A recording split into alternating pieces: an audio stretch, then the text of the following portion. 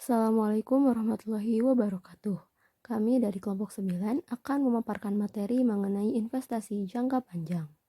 Kelompok kami terdiri dari Askanada Sheila dengan NPM 2034033502, Ade Wita Parwati dengan NPM 2034031177, dan Ainaya Nizla Akila dengan NPM 2034031176.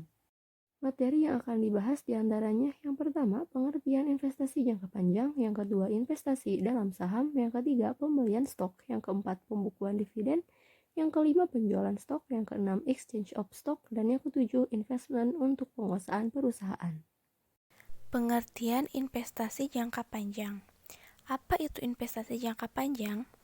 Investasi jangka panjang adalah penanaman aset atau modal yang membutuhkan waktu lama untuk mendapatkan keuntungan. Lama waktu yang dibutuhkan umumnya 1 tahun bahkan hingga 10 tahun. Namun, meski melakukan investasi dalam jangka panjang membutuhkan penantian yang lama, keuntungan yang didapatkan pun setimpal dengan penantiannya. Lalu, investasi jangka panjang dalam saham. Investasi dalam saham. Saham adalah instrumen investasi yang begitu populer di Indonesia.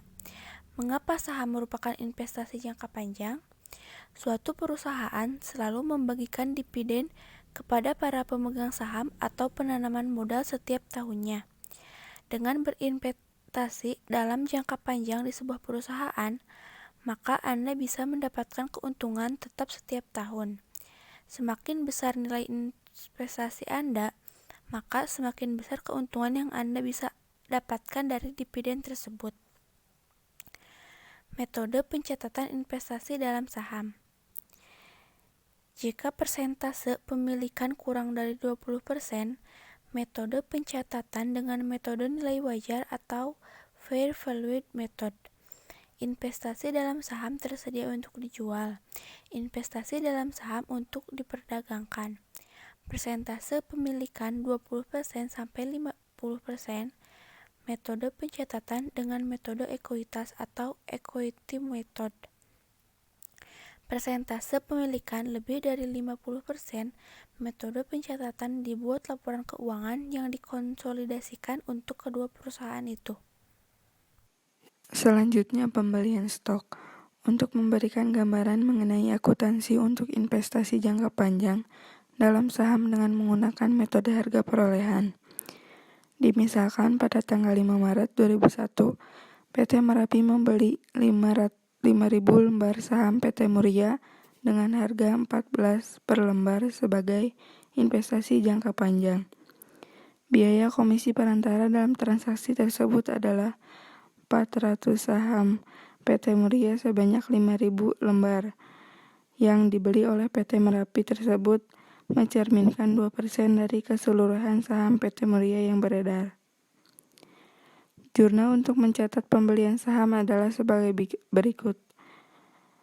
2001 Maret tanggal 5 investasi dalam saham 70.400.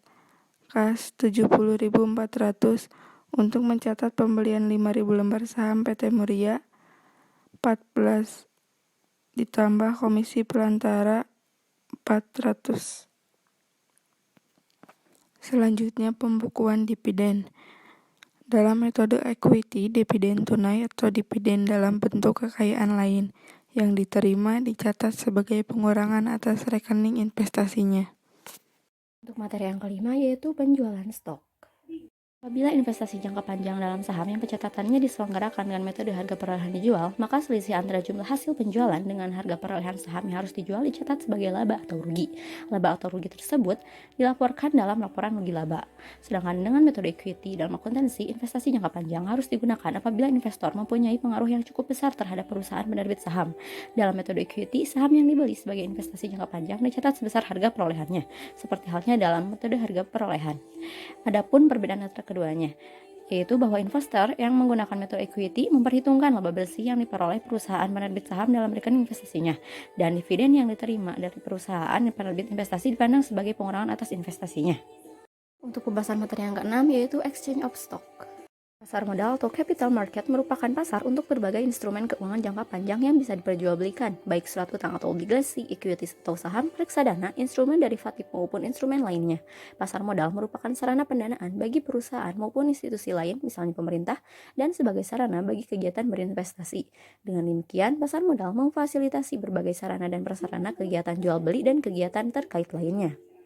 Untuk materi yang ketujuh yaitu investment untuk penguasaan perusahaan. Apa investment untuk penguasaan perusahaan? Investment untuk penguasaan perusahaan berarti tujuan dari investasi adalah untuk menyimpan kekayaan dan mendapatkan keuntungan di kemudian hari. Selain itu, ada beberapa tujuan investasi jangka panjang. Di antaranya, yang pertama, mendapatkan profit secara pasif dan pasti dalam jangka waktu tertentu melalui dividen. Yang kedua, menyiapkan tabungan masa depan, misalnya untuk pendidikan anak. Yang ketiga, sebagai dana pensiun di hari tua, khususnya bagi para pekerja swasta yang tidak mendapatkan dana pensiun. Yang terakhir yaitu menghindari resiko yang tinggi. Mungkin sekian pembahasan materi dari kami. Mohon maaf bila banyak kesalahan dan terima kasih atas perhatiannya. Wassalamualaikum warahmatullahi wabarakatuh.